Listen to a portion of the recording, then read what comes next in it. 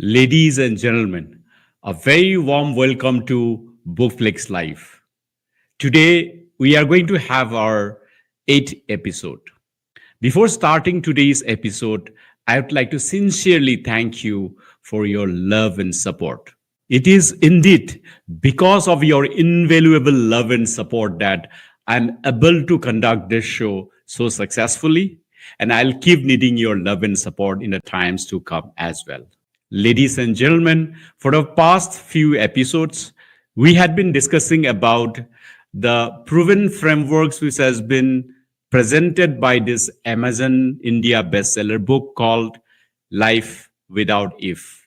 And we will continue to have this conversation for the next couple of episodes.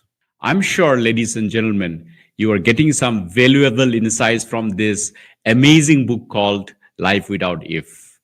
I'm personally getting a lot of learnings from this book, and it is really exciting. Friends, I'm really happy and excited to share with you that tonight we are going to have the very amazing co-author of this book, Life Without If, Mr. Joy King Birze, the very inspiring, successful person who has written over 100 books successfully. So, ladies and gentlemen, without any further ado, let's welcome our today's guest, Mr. Joy King Birze. Mr. Joy King Birze, welcome back to the show. Welcome back to BookFlix Live episode number 8.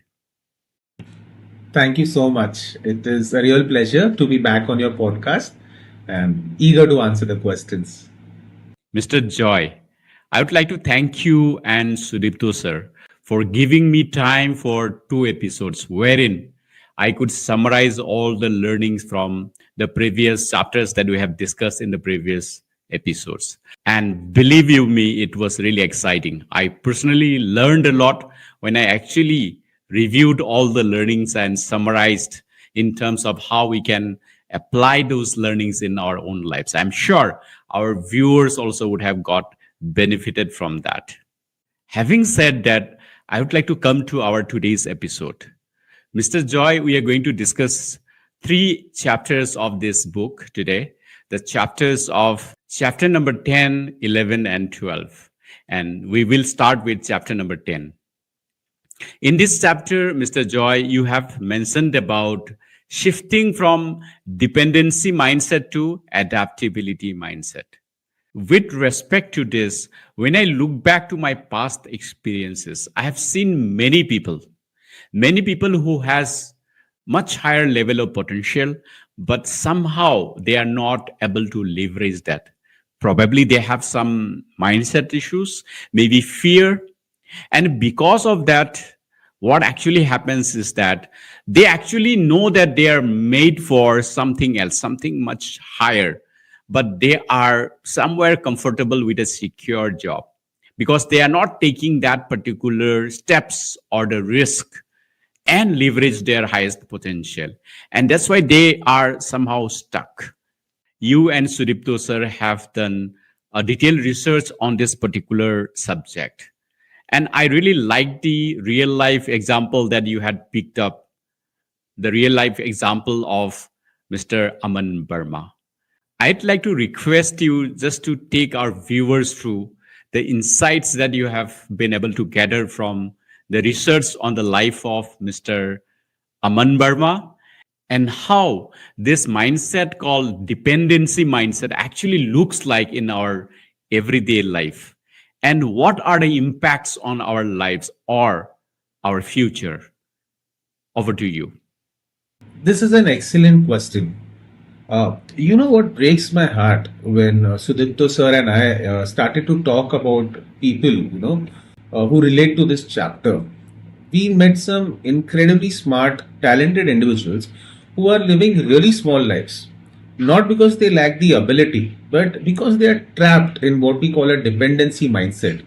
And the golden handcuffs metaphor, which we use in this chapter, is actually perfect because that is exactly what it feels like.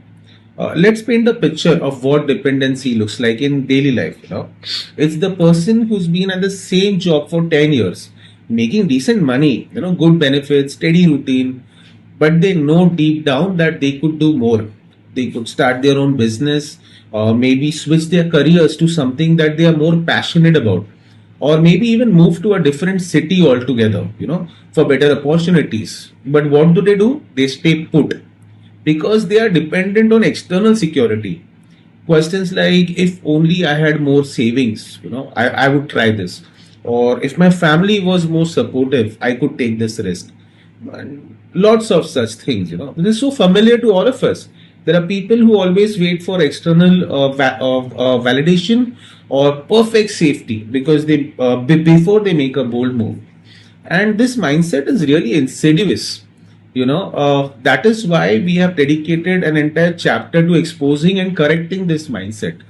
The greatest threat in this mindset is that feels responsible. It feels mature.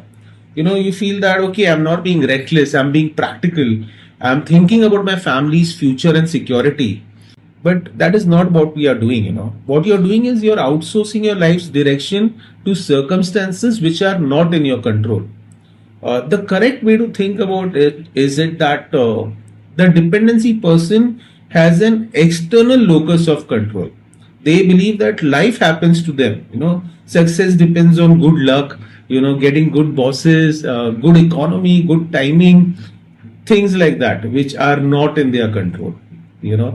And we have identified 8 key traits of dependency behavior in this book. And when people read them, they often have this moment of painful recognition. Things like lack of self sufficiency or fear of abandonment, emotional reactivity, very common that when people are faced with change, they panic. Things like, if I leave my job, everything might fall apart. This emotional response is very disproportionate. And so it stops you from making even small changes. It makes you think that, okay, this is impossible. What Sudipto sir and I discovered in our research is that this mindset often starts with good intentions. You are thought to be dependable, don't rock the boat, prioritize security. These are all good values. But somewhere along the way, they get morphed into paralysis. Being dependable changes into being dependent. Prioritizing security changes into fearing all risk. Another thing about a dependency kind of person is that they generally struggle with poor boundaries. They can't say no to extra work, extra commitments, extra expectations from others. Then they are at times responsibility avoidance is another key trait. Because they don't own their decisions. They look to others to blame or to fix their problem. For instance, if my boss gave me better projects, I would have advanced. So that's you're trying to find reasons, not taking ownership, which is the real goal. Now, why does this trap happen to capable people? Because it is comfortable in the short term. The steady paycheck feels so secure, the familiar routine feels so safe. But in the long term, it's devastating. You're trading your potential for comfort. You're letting prime years slip by, waiting for permission that never comes. In this book, we show you exactly how to recognize these patterns in yourself because most people living dependently don't even see it. They think they're being smart, they're being patient and responsible, but actually they are just waiting for life to give them permission to live. The need is to shift to adaptability, which we explore in depth in this chapter. It's about relocating your power from external circumstances to your internal resourcefulness. It's about asking, what can I do with what I actually have right now? Because here's the truth that everyone needs to grasp. Perfect conditions never arrive. The supportive family, the perfect timing, the ideal economy, the day when your savings account is full, those things don't magically happen.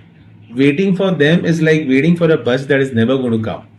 Smart, capable people get trapped in dependency because they overestimate the security of staying put. More importantly, they underestimate their own adaptability. They don't recognize that the real risk is not taking action. The real risk is inaction. The real danger isn't failing at something new. The real danger is succeeding at something that you hate for the rest of your life. That is what this chapter is about. That's truly awesome, Mr. Joy. Thank you so much for elaborating so well in a very, very easy to understand manner. I'm sure our viewers are taking note of all these important points. And if any of our viewers have any questions, you can please ask to the number which has been shared below this screen. Having said that, Mr. Joy, I would like to continue with the research that you have done on Mr.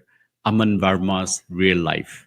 It's really, really mind blowing the kind of step that he had taken in his journey, because from a very, very secure, comfortable job, he has taken that big jump and completely transformed his life. But if I just place myself in his position, at that moment in time when he was about to take this shift or this transformation, I think for anybody it would have been difficult, isn't it?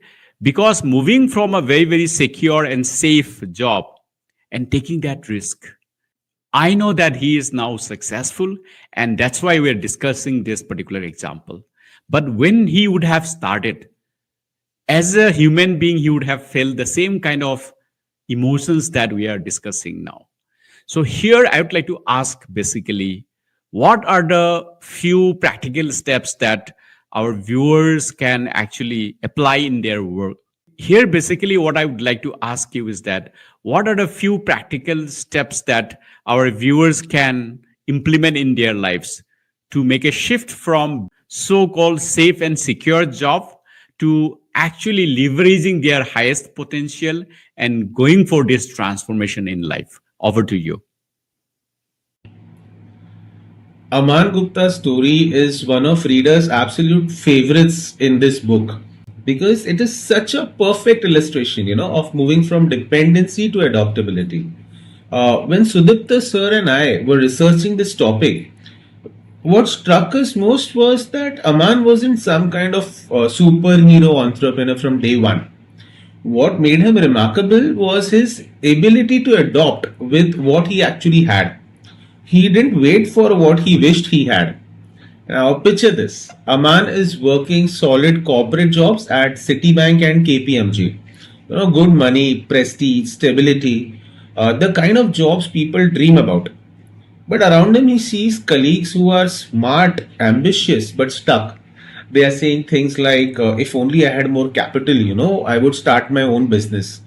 Uh, but what does Aman do? He does something different. He doesn't wait for perfect safety. He looks at what he actually has.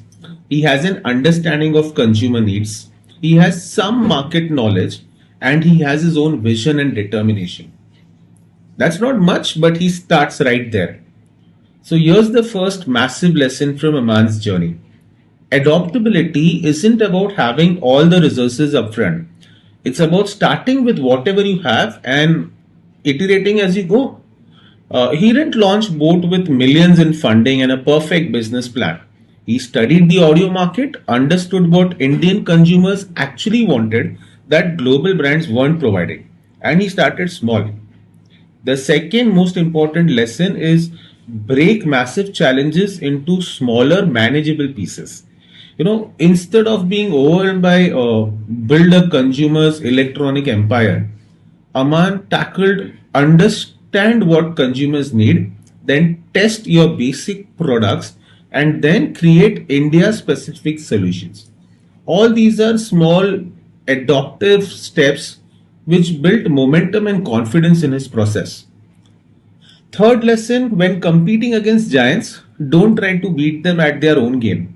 Adopt to find your own unique advantage. He adopted by creating products tailored specifically for Indian consumers, where he could deliver value which those bigger players ignored. Fourth lesson: treat setbacks as data, not defeat. Every failure, every product that didn't work Every misstep in the market, Aman analyzed, adopted, and tried something different. He wasn't afraid to fail because he saw each failure as valuable information or data which he could use for the next adaptation. He wasn't naturally fearless, like mind you. Leaving a secure corporate job, it takes guts. But he built adaptability as a muscle, step by step. And all of us can do that too. We can do what we call the resource audit. Write down everything you have right now, your skills, knowledge, relationships, time, small amounts of money. Then identify one area of your life where you're being dependent. Maybe it is your career. You're staying in a stay safe but unfulfilling job. Maybe it is relationships. Then ask yourself, if I had to solve this using only what I currently have, what would my first small step be? Then do it. You need to develop flexibility in your thinking. Dependency forces us to create rigid thinking. This is the only way kind of thinking. But adaptability asks, what are three different ways I could approach this? So we need to train our brain to create and recognize these options, actually to generate these options. Another important step is surround yourself with adaptive people. Create and celebrate these adaptive wins, no matter how small. Every time you solve a problem using what you have instead of what you were wishing for, that's a win. Acknowledge it, celebrate it. Your brain will start seeking more adaptive opportunities. And this is something that we emphasize in this book. You don't need courage or resources to start being adaptable. You need to start acting. And then courage and additional resources will automatically follow. Like in the case of Aman, he didn't have massive courage when he left his job. He built it through adaptive action. And the result is there for all of us to see today. This book walks you through a complete adaptability framework with exercises, assessments, and the key traits of such people. Because once you make this shift, then your entire life opens up. Aman Gupta proved you can build world-class success from India just by adopting relentlessly with what was available. So whatever golden handcuffs are holding you back right now, you have more than enough to start adopting today itself. This is again truly amazing explanation, Mr. Joy. Thank you so much. Mr. Joy, now we will move to chapter number 11. In this chapter, you have mentioned about a shift from hesitation and delay to being confident and action oriented. And I have been really moved to see some of the stories that you have mentioned in this particular chapter, especially your research on the father of the nation, Mahatma Gandhi. All of us know Mahatma Gandhi as that fearless, non-violent oriented leader who has helped us to achieve freedom for the entire nation. But very few people would be knowing the fact that this is the same Gandhiji who ran out of courtroom out of fear once. I just want to request you, Mr. Joy, what are the top insights that you have been able to gather from the research of the real life story of this great personality called Mahatma Gandhiji with respect to the mindset shift that you are talking about in this particular chapter? When we chose Mahatma Gandhi's example for this chapter, it wasn't because he was always confident. We chose him because he embodies the transformation from hesitation and delay to confident and action oriented better than anyone. The courtroom story where young Gandhi literally fled without saying a word, that's relatable, that's human. Let me paint the picture of what hesitation and delay looks like today. Uh, there's this person with brilliant ideas, genuine talent, real potential, but they never start. They have a business concept, but the thought is, I'm not ready yet. They want to ask for a promotion, but the thought is, I need more experience first. They dream of writing a book, but the thought is, I need to research more. The hesitation and delay person is a master of preparation without action. Endless planning, endless perfecting, endless waiting for the ideal moment, and that ideal moment never comes. We've identified 7 key traits in this book, and they are sneaky because they masquerade once again as responsibility. First is fear of uncertainty, not fear of failure, fear of the unknown. So they stay in familiar situations even if they are mediocre, because at least they are predictable. The next is perfectionism, not healthy standards, but toxic perfectionism, where nothing is ever good enough to start, wait for something even better. Third is a lack of clear goals. Without a compelling North Star, every option looks equally valid. So they drift, analyze, and delay. Fourth is indecisiveness. Even with good information, they can't commit. The pros and cons list, they continue becoming endless loops. Fifth is chronic procrastination. Is this not lazy, anxious procrastination? It's chronic. They tell themselves later will be better. So that kind of mentality. Sixth is overthinking, mental paralysis from playing out every possible scenario. What is the result? You'll exhaust your mental energy without gaining any physical momentum.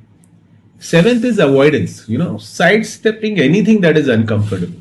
Avoid difficult conversations, avoid taking risk, even avoid opportunities that feel scary. Best to distract themselves with some busy work instead. So here's why this mindset silently kills everything, and why we, Sudipto sir and I, got really passionate about this chapter, because this creates a death spiral for self-belief.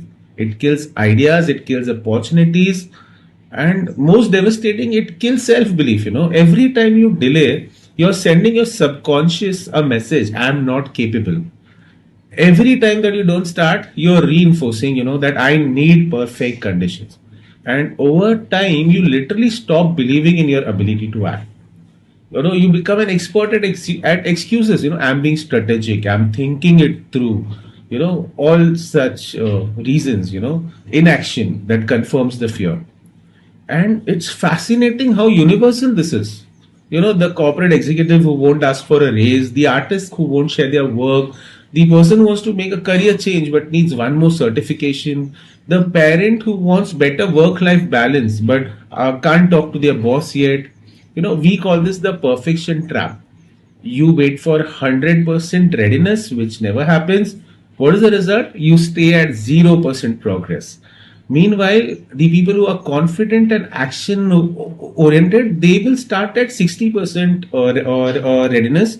They learn as they go and end up at 90% through real world experience. Gandhi's early hesitation was extreme, but relatable. He wasn't born a leader. He was paralyzed by public speaking fear. He fled his first court case. He doubted himself constantly. But what happened? He recognized that this pattern was costing him. This shift happens when you realize hesitation isn't protecting you, it's imprisoning you. Every delay reinforces your doubt. Every action, even imperfect action, builds your confidence.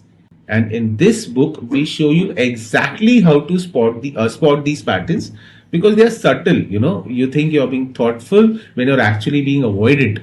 Once you see it, it's done. It's locked. Then you cannot unsee it.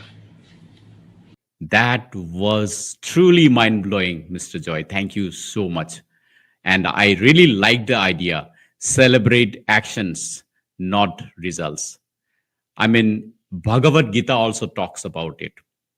Karam karo, phal ki chinta na karo. So, continuing the discussion on the life of Mahatma Gandhi, karam karo, phal ki chinta na karo. So, continuing our discussion on Gandhiji's life, Mr. Joy. Gandhiji as a person, he was a fearful guy initially. And a shift from a fearful guy to a very, very powerful, confident guy who actually led the nation to achieve freedom for the entire nation. And this confidence and this fearless personality would not have come overnight. I mean, this personality of fearlessness or being very, very confident would not have happened overnight. What I would like to request you now is, can you please help us to understand what are the few practical steps that our viewers can apply in their lives so that they can also achieve this transformation from being a fearful person, a person who had been continuously postponing because of the fearful mindset, and transform this to a fearless and very confident person. Over to you. This is where chapter 11 gets really exciting because Gandhi's transformation shows that you don't need to become a different person. You just need to act like the version of yourself which you want to become. Sudipto sir and I break this down into practical, doable steps. For example, use the 2 minute rule. If a task takes less than 2 minutes, do it immediately.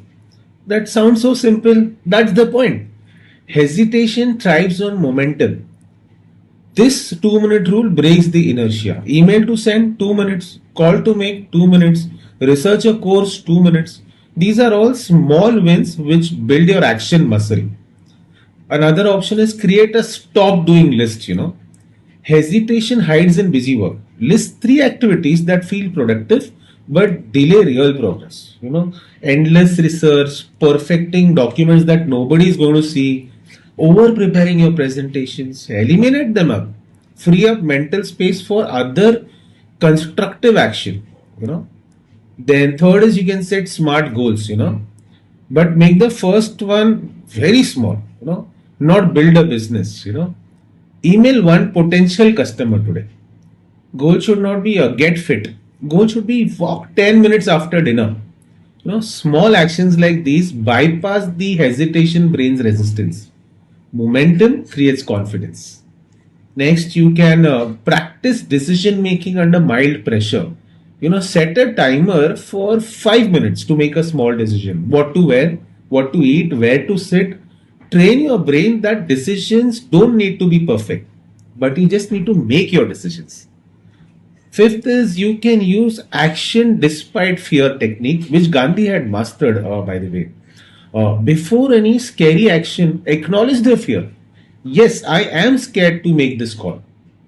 Then act anyway. Fear doesn't disappear. You just act through it. And each time what happens? Fear loses power. Sixth option is break perfectionism with the good enough start. Set a timer for 25 minutes. Whatever you produce is your starting point. No editing. Done is better than perfect. You can iterate later. Next, you can build what we call action accountability. Tell one person what you're committing to do today. Not for shame of losing, but for momentum. I am sending that proposal by 5 p.m. Simple but powerful. Next, reframe your hesitation as excitement. Fear and excitement are identical. Tell yourself, I'm excited about this opportunity instead of saying I'm scared about this event. Same energy but different story. Visualize the cost of inaction more vividly than the fear of action.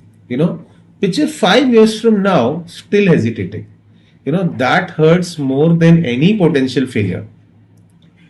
Last, celebrate action, not results. Every time that you act despite your hesitation, acknowledge it. I made that call. Win. Results follow action. Confidence follows wins. Gandhi didn't become confident by waiting. He spoke despite stage fright. He organized despite inexperience. He marched despite the risks. Actions built his confidence. You don't need to become Gandhi. Just act like slightly more action oriented version of you. This book gives you our 30-day action accelerator with daily practices. Readers have actually told us that they go from zero starts to multiple projects in a few weeks. Confidence isn't a prerequisite or requisite for action. It is the result of action. Stop waiting to feel ready. Start feeling like a confident you, and eventually that version becomes real.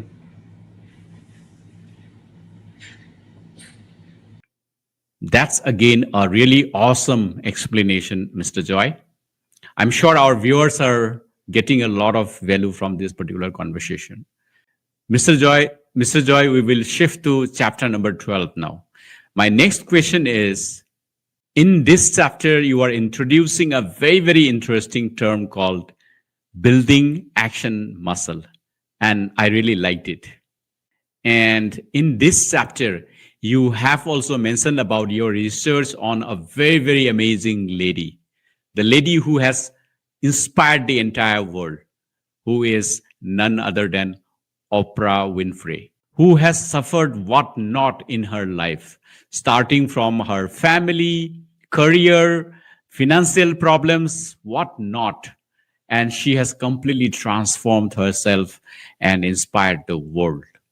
Mr. Joy, I'd like to request you to talk about this research that you have done on her life. And please share the key learnings from her research for our viewers. Over to you. Yes, let's talk about this chapter 12.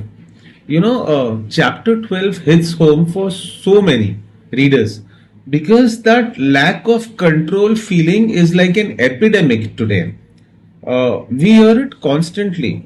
I'm working so hard but going nowhere. You know what the truth is? They are often working hard in reaction to circumstances.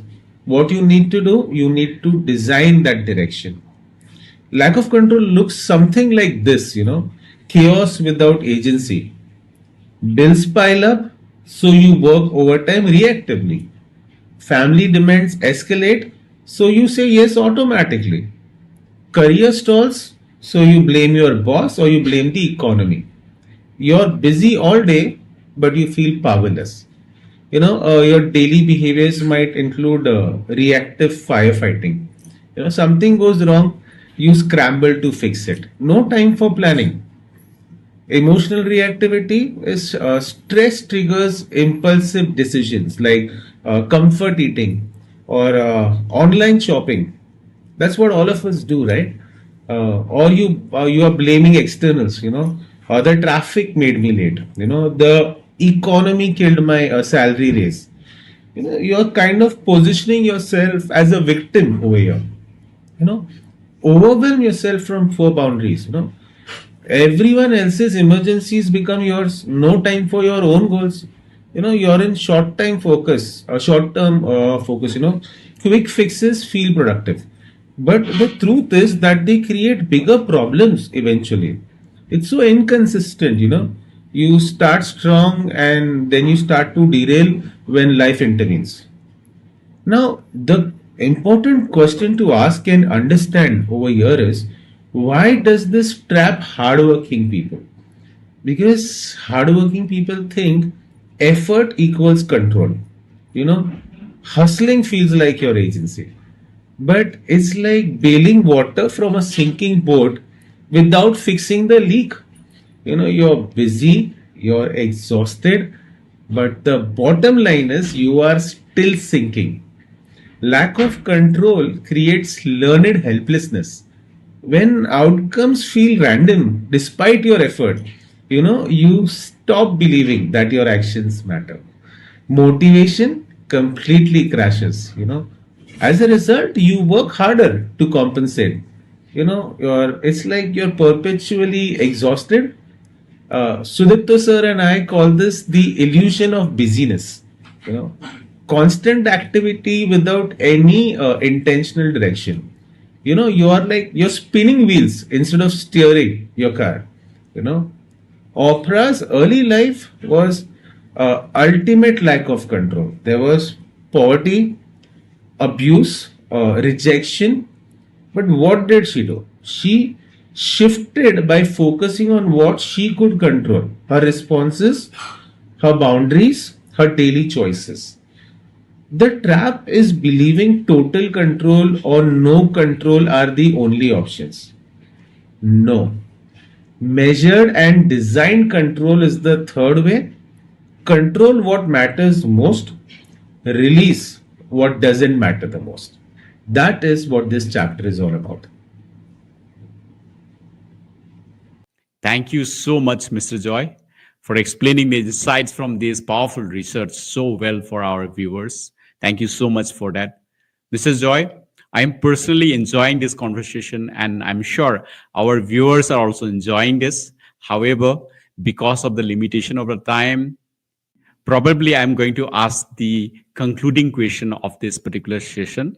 And therefore, I'm going to ask the final question for this particular episode. And the question is like, Oprah Winfrey, this amazing lady has been able to completely transform her life. She has transformed her life from a situation wherein she had only the recipes for failure to a situation wherein it is completely mind blowing. What I would like to request you is that for our viewers, what are the actual practically implementable steps that you have been able to pick up from this particular research that our viewers can apply in their lives so that they can also craft a different path in their life, liberating from the mindset of being ruled by the present condition to completely writing a different chapter in their lives? Over to you. Great question, first. Now, we have actually given an excellent blueprint for the readers of this book at the end of this chapter. Let's talk a little bit about it. Now, if you notice, Oprah's genius was realizing that she couldn't control circumstances, but she could design control over her responses. So that is what we focused on, and we have given you the exact blueprint in the book. Let's talk about that. First is you conduct a control audit. List life areas like career, finances, health, relationships, and for each write what you can control, like your effort, your boundaries, your choices, and write what you can't control, like others' actions or the economy, and then focus your energy only on controllables. Second, design your non negotiables. You know, three daily actions you control no matter what.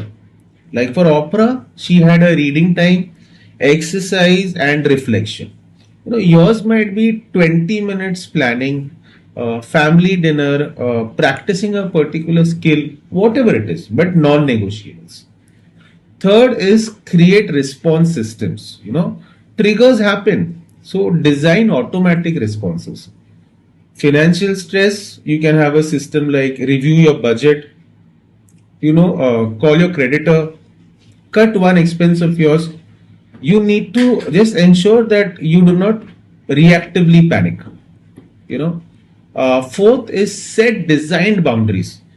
Say no to 80% of requests. Protect time and energy for your priorities. Oprah fired her first TV job exploiters. Why? Because it is important to protect what matters. Fifth is build decision frameworks. For recurring decisions, create simple rules. Job offers, three criteria. Purchases over $100, 24-hour rule. So these remove your daily mental load. Next is you can schedule control blocks, like 1 hour daily or even weekly for designing future, goal systems, reflection. What did Oprah do? She journaled daily, So you should have your non-negotiable control time. Seventh is measure your weekly progress. Track your controllables. What workouts have you done? What skills have you learned? Eighth is reframe setbacks, which is one thing that we reiterate throughout this book. What can I control in this situation? Is the right way of thinking. Don't think why me. Just think about what can you control. Look at the learnings from failures. Opera turned her firings into opportunities by using this model. Ninth is curate inputs, control information, people, environment. Opera surrounded herself with growth minded people. Obviously, it helped her. 10th is daily declarations. I control my choices, I cannot control the outcomes. This shifts your mindset from victim to designer. This book has all the blueprints, as I always, at the cost of repeating myself, I always say, and readers report massive shifts. There is less amount of overwhelming and more amount of progress. And opera has proved that from rock bottom you can design empires. So, what is the bottom line? Start today.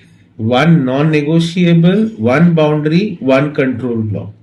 And these are your design control components. That's what this book has been talking about. This chapter specifically has been focusing on. Thank you so much, Mr. Joaquin Bereze, for this amazing elaboration. Now we have come to the concluding part of this particular episode. I would like to sincerely thank you for those wonderful insights and for sharing your valuable time for our show, BookFlix Live. Thank you so much, Mr. Joy. Thank you for having me on your show again. And it was excellent as usual. And thank you to all the viewers for your amazing response to the previous shows. And looking forward to your comments and interactions on this episode as well.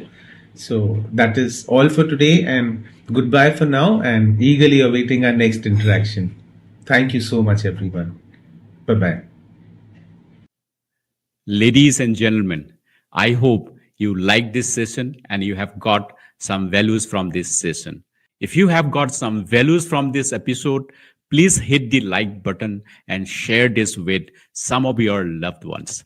I'd like to sincerely thank you for your love and support.